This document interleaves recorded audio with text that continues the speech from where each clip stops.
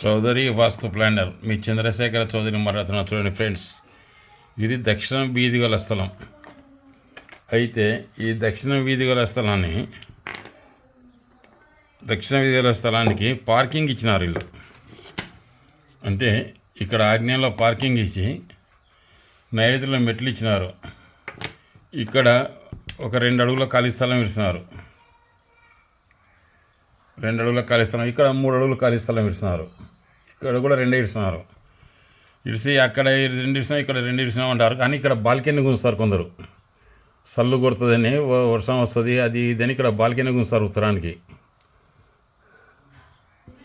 ఉత్తరానికి బాల్కనీ గుంజుతారు. ఇట్లా ఉత్తరానికి డైరెక్ట్గా బాల్కనీ గుంజినప్పుడు ఉత్తరం ఫిలప్ అయినట్టే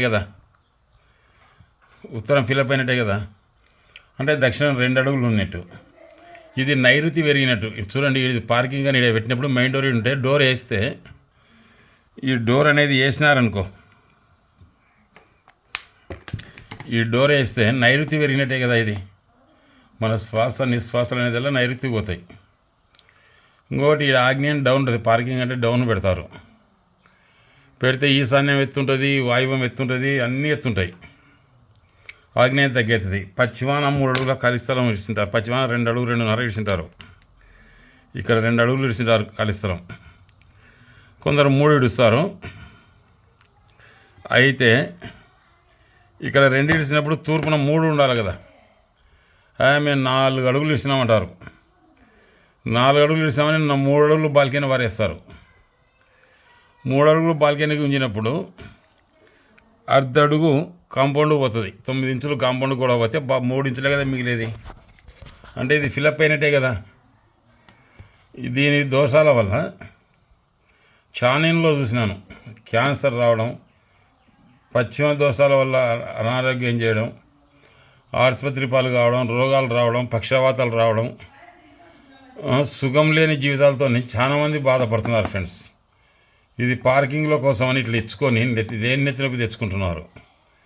చూడనికనేమో ఇది దక్షిణ వీధి గల స్థలమే, మహత్తరంగా రాణించాలి. కాకపోతే ఇలా ఎప్పుడైతే మెయిన్ డోర్ పెట్టినాడో, ఈ డోర్ వేసినప్పుడు ఇదెల్లా శ్వాస నిశ్వాసాలు ఇదెల్లా పోతాయి. కానీ వీటి వరకు పోవు. నేను చాలా మంది కొన్ని ఏం చెప్పినా అంటే, ఇంకా సరే మీరు వినప్పుడు ఏం చేస్తావు, వీటి నుంచి ఇక్కడ గ్రిల్ వేసుకోండి. ఇక్కడ గ్రిల్ వేసుకొని ఓపెన్ గ్రిల్ దేవాలయాలకు ఉంటుంది చూడండి. కారు వచ్చినప్పుడు ఇక్కడ దొబ్బితే కారు లోపల వచ్చి ఉంటుంది.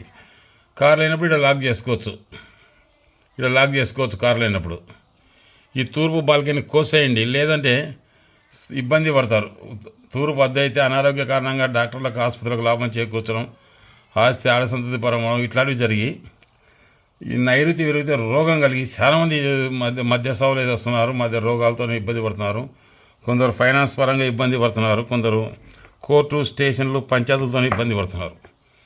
ఇది నేను అనుభవం మీద చెప్తున్నాను ఫ్రెండ్స్. ఒక్కసారి చూడండి, ఇట్లా నైరుతి పెరిగిన ఇండ్లు చూడండి, ఒక్కసారి గమనించండి. ఇప్పుడు ఇది 2 అడుగుల ఖాళీ అయింది. ఇది 2 అడుగులు, ఇది 6 అడుగులు, 2 ఒక 6 8 అడుగులు ఖాళీ అయితే అలకనా నిండా వాయువంలోకి వచ్చి కూర్చున్నాయి. దీనిలో తప్ప ఈశాన్యంలోకి వచ్చి కూర్చున్నాయి. ఎప్పుడు బాగుపడేది? ఎప్పుడే కానీ మెట్లు ఇక్కడ ఎగురుదు. ఇక్కడ ఆగ్నేయంలో నేల, ఇక్కడ వాయువులోనే వేసుకోవాలి.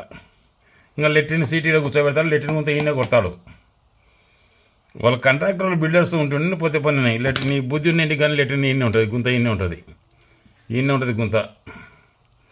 సగం మంది నేను చూసినంతట్లో 100కి 90 మంది ఇబ్బంది పడుతున్నారు. అయితే కొంత ఊర్ల కాడ కొంచెం ఇండ్లు ఉన్న వాళ్ళు కొంచెం సుఖం ఓ రకంగా ఉన్నారు. ఊర్ల కాడ ఎలాంటి ప్రాపర్టీ లేని వాళ్ళు మాత్రం దున్నుకోపోతున్నారు. ఉంటాను ప్రెస్. ఒక్కసారి ఆలోచన చేయండి, ఇట్లా కట్టిన ఇండ్లు వాళ్ళు ఇంతవరకు సుఖంగా ఉన్నారు.